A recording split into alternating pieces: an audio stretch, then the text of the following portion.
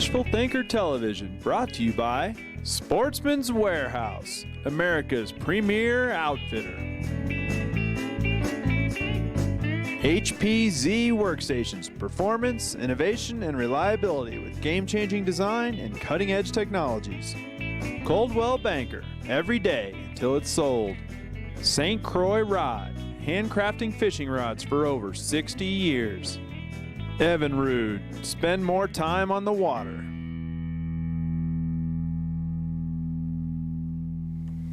Good morning. Welcome to sunrise at Commerce City, Colorado. I'm Fishful Thinker. Today we are fishing the Rocky Mountain Arsenal National Wildlife Refuge, and it's a really unique opportunity. It's kind of a unique fishery, and we're going to talk about walk-around type fishing, walking the banks of the local pond type fishing, and we're looking for pike and largemouth bass today, mostly pike. We got the big tackle out, so we can throw the big baits, and it should be fun.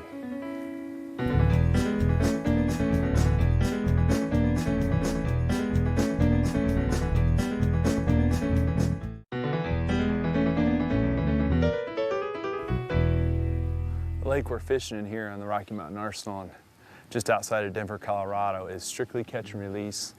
It's strictly barbless hooks, strictly artificial lures. And what we're hoping to show you is that by that kind of aggressive management, it's also policed very heavily to enforce those regulations. But one of the things we're hoping to show you today is what happens when you manage a lake that aggressively. Even a lake right here in town in Denver. Obviously there's a lot of people live in Denver and this place gets fished a lot. It's kind of unique history on it. It was actually a weapons manufacturing facility back, I believe during the Cold War, and they've basically reclaimed it, and all of this was toxic waste, and now it's got wildlife, lots of whitetails and turkeys and mule deer, and of course the bass and pike that we're looking for here today. We're starting off our morning with large swim bait, and the reason being is we've got low light. We're really looking for hopefully a bigger than average fish is kind of what we're hoping for. And so we're gonna fish with a little bit bigger than average baits for a little bit and see what happens. Fishing ponds like this that you're walking, whether it be a wildlife refuge or just a straight urban pond, is trying to hit some stuff that not everybody fishes all the time. Stuff that's hard to cast to, or that people don't want to throw around, and we're throwing a great big bait. You know, we're looking for big old pike.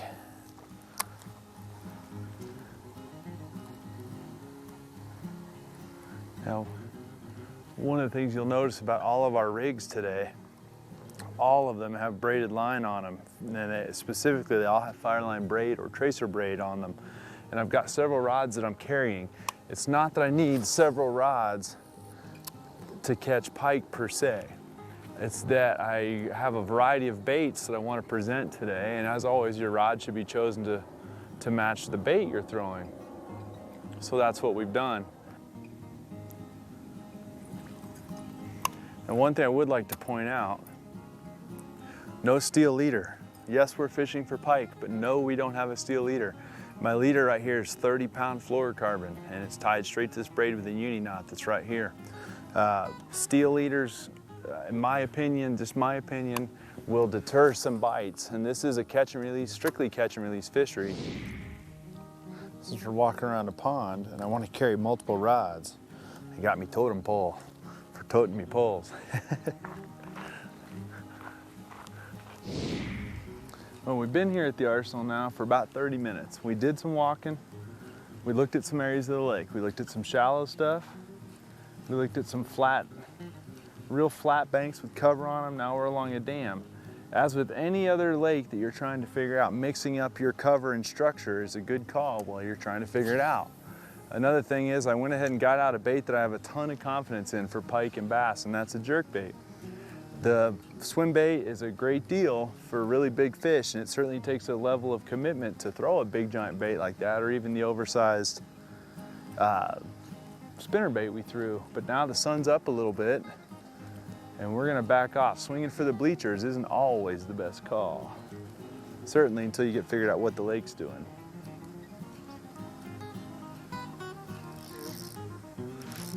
Well, we got out the jerk bait. We went a little bit more conservative than we would normally go for pike, and it looks like right off the bat, we got a very typical Rocky Mountain Arsenal pike. And he's got my line ballyhooed around his face. And it's funny because everyone says you gotta have steel leaders for pike, but I'm here to tell you that this line, if you can see that, let me get my grippers out here, you can see that this particular pike is on very light line. There's no, hey, easy there, cheetah. Oh. Just when I was fixing to preach the virtues of my line, and actually look at this. He actually was nice enough to give me back my jerk bait. So we got really, really lucky right there, folks. And I mean like really lucky that we got our bait back, if I don't lose it again. And what happened there, and I didn't get a chance to show you, was actually my bait was hooked fine, but my line went all the way around his head and through his mouth and was hooked on the bait on the other side. So we got really lucky there. That's a really rare way to get one to bite. Leader's actually fine except for where it broke. So we got lucky. We'll see if we can get another one here right quick.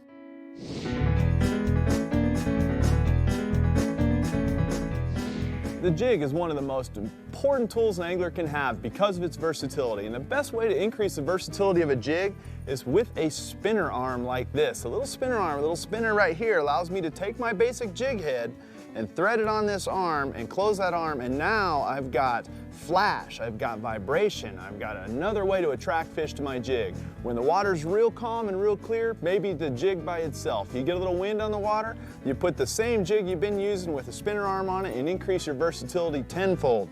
They're available in inline versions like this. They're available in little tiny little spinner arms like this, typified by a beetle spin for maybe panfish. And then intermediate sizes would be excellent for trout. Either way, a spinner arm like this is an excellent way to increase the versatility of an already extremely versatile bait in the jig.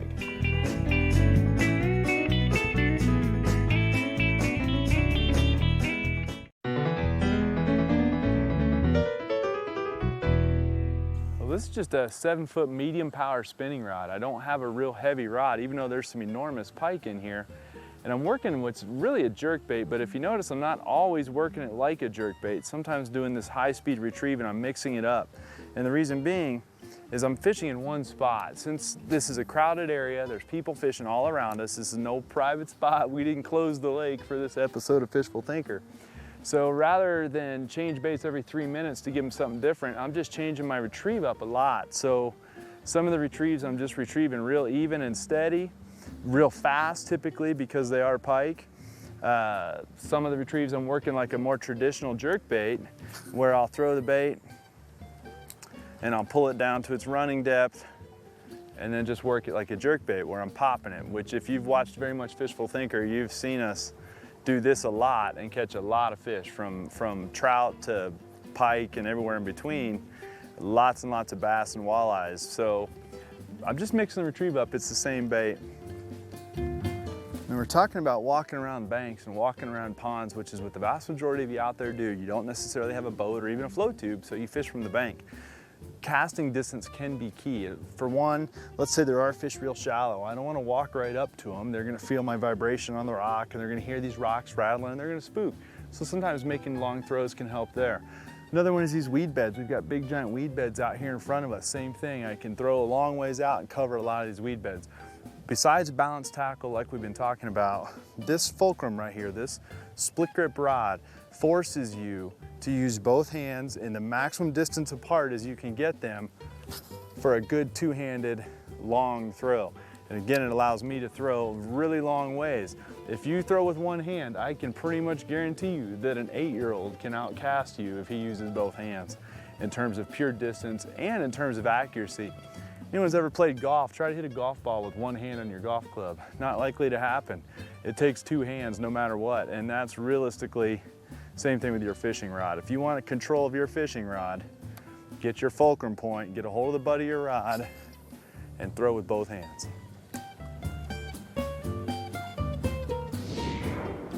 And what we're doing is we've got this real steep piece of structure. We got all this fencing. We got lots of structure and lots of cover. It's late summer, the water level's falling, as we've noted early on. And so what we're thinking is that the bass particularly and the pike will relate to the deepest water in the lake, and that's right here around this building. So we're just making real simple pitches with the jig and hope to see if we can get a pike right here to bite it. I know the pike like to ambush right here. I know there's bass that like to ambush right here. So a big jig like this, people don't think of it as a pike bait, but it's an excellent pike bait, and its prowess as a large bass bait, you don't even need to talk about. That's been proven for many years. With any luck, we'll get one to bite it today. And because of where we're fishing, and my jig is totally barbless, so it's gonna be real important that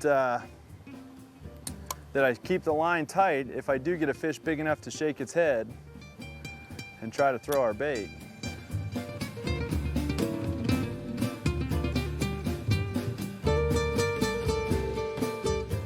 So we dropped the jigging pig. I don't know what I got here, but it's pretty big, whatever it is.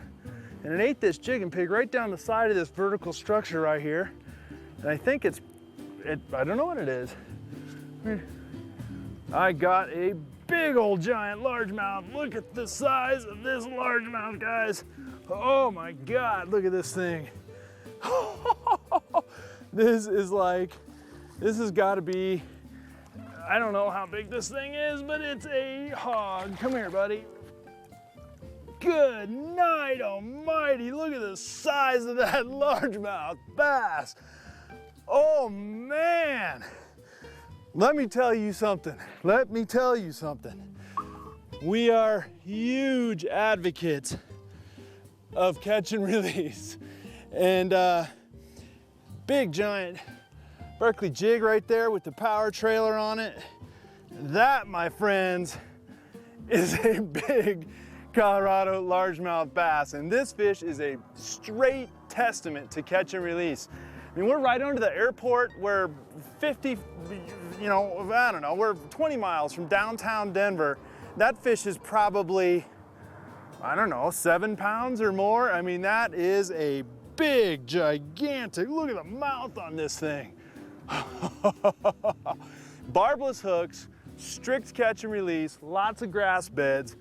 That is a hog, my friends. That is a hog largemouth bass. And we're gonna go ahead and get this one put back. But that big jig is a way to get a big bass.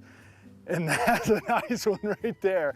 I'll tell you, you get my hand shaking like that, and I've caught a few bass in my life, that's a nice one. When you're here in the Western United States, in Colorado no less, that is a monster fish right there. That's how we like to do it here at Fishful Thinker right there. Now that is a giant right there, folks, for the Western United States, and he wants out of here.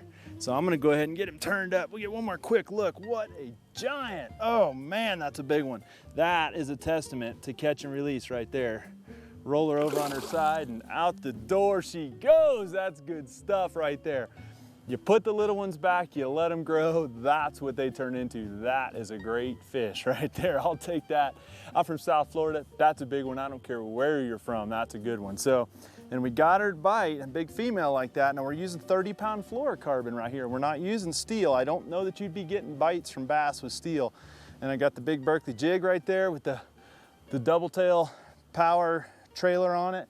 Just dropped it right down this real steep piece of structure you can see right behind us. It's basically a pump house, and oh man, did we get it done. That is a good fish.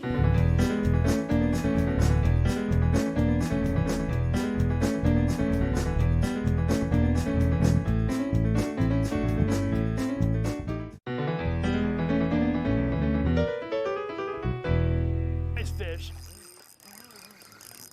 All right, we got one hooked up out there now on the lipless crankbait, and he's way out there, and it feels like a pike, although I don't know for sure.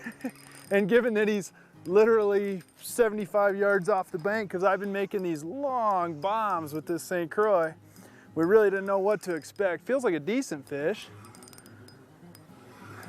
It is in fact a pike, and it is not a giant, but we are perfectly happy to have him, and he's hooked outside the mouth, or hooked where I'm not worried about my leader, I should say.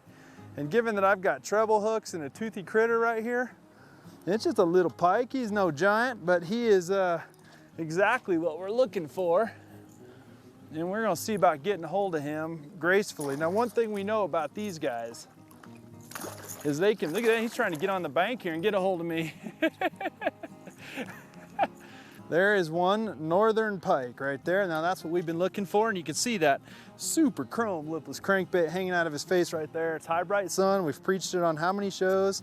Can't even tell you how many shows we've talked about how this is a really good opportunity for a lipless crankbait. So there you go, the barbless hooks as mandated by here in the Rocky Mountain Arsenal. And that's a very average pike. I'd love to tell you that we caught a giant. We did not catch a giant, but we're still happy to see him. It's a beautiful fish.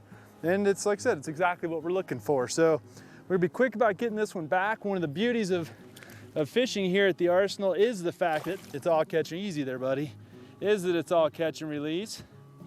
You can see there he goes. Nicely done and off. So we've changed it up. We've been fishing and fishing and fishing. We were fishing over on the dam end of the lake, and it's deeper water there and rock and this, that, and the other, and you saw how it went. Well, now we've moved to the far upstream end of the lake, and I've got our waders on. Now, don't hold this against me, folks, but in a fit of sheer stupidity, I left my wading boots at home. So we'll be wading in stocking foot waders with Tevas. And you know, that's just how we do it here at Fishful Thinker. Just had a chaser. He was no giant, but we did have a chaser just now. And so, wind's blowing in on these cattails. I've got a bladed spinner arm, not a traditional spinner bait. I've got a bladed arm with a 4-inch power grub, Berkeley power grub on the back of a 3/8 ounce or a 1/2 ounce jig head. Fish right here. And I believe, folks, that that's the one I told you that just followed it in a minute ago. Remember I told you he was no giant? Well, he played our fishing game. I'm standing waist deep in the swamp, and I've got a puny little pike here. Now let me see if I can be graceful about this here. Even though he's little, he's still pike, and therefore he is still dangerous to deal with, so you want to be careful. And bait is barbless, so it should come right out. Should being the key word here. Oh, and I think we dropped it. Oh, almost had him. Well, fortunately you got to see him. He wasn't the biggest pike I'm sure you've ever seen, but waded out here waist deep. The breeze is blowing in on us like I was just saying. Got the spinner arm with the power grub. I got the classic red jig head. That's a particular jig head I happen to like from South Florida. Little fluorocarbon leader and no steel on there. And we'll see if we can get some more bites. Now, one thing I'll say, it would be very difficult to throw casting gear from where I'm standing because I have no room for background. Spinning rod, absolutely the right deal. Medium heavy, 6'6", plenty of power in this rod, 20-pound braid, 30-pound fluorocarbon, no problem. Especially on them old beggins like I just got.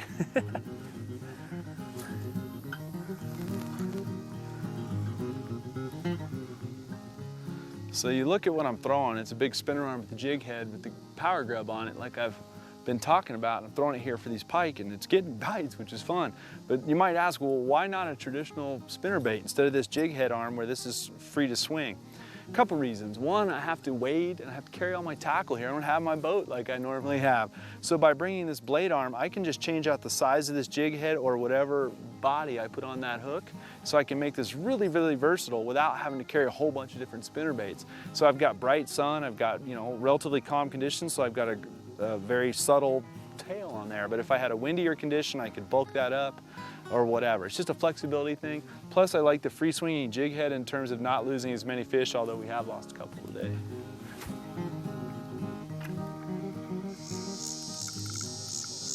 All right, now standing in swamp gas corner, still working the spinner.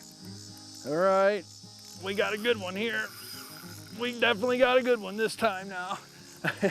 Now I hope you guys can see me because we're down in a hole, and I don't think he's a monster, but he's I think he's stronger than anything else we've got. Oh, that's a good pike. Look at this thing. Nice. Now he is a purty one on this rod right here, and that, folks, hooked right in the top of the snoot. Can you see this fish? How pretty is that? Got my rod all wet here in swamp gas. Here you can get a good look at that jig stuck right in the river, that blade jig spinner. It's a barbless hook. Got it done right there. That's a pretty pike. That's worth waiting around here in the swamp gas pit. That's worth coming out here. It's high bright sun. It's literally 2 in the afternoon. Hey, gee zooks, man. So at any rate, it's 2 in the afternoon. It's hot and sunny, and that's what we came to find. This is not a prime pike condition. We're not in any, real exotic place. We're just right here in downtown Denver, or right outside of downtown Denver. So that's all what Fishful Thinker is all about right there, is to get out and get it done simple. Walk around in my Tevas and my waders. So we're gonna go ahead and put this one back, and we'll see how graceful he'll be about getting go. They usually are easier to release. Hey! But at any rate, on that note, I think I'm getting out of the jungle at this point. We've had fun today. We've caught pike on rattle traps. We've caught them on spinners. We caught gorgeous largemouth bass on a jig and pig. We caught them on the little jerk bait. So it's been fun. We've kind of fished to our conditions. We've carried everything in that little backpack. And right here in the Rocky Mountain Arsenal, right in town, barbless lures. All of our lures were barbless, and all artificial baits. Had a great time doing it here in fall in Colorado. Thank you guys for joining us, and please tune in next week here on Fishful Thinker. Whew. But we have procured roadkill. Guaranteed he ain't gonna come back. Oh, you're freaking kidding me. Big largemouth, just tagged it right here. And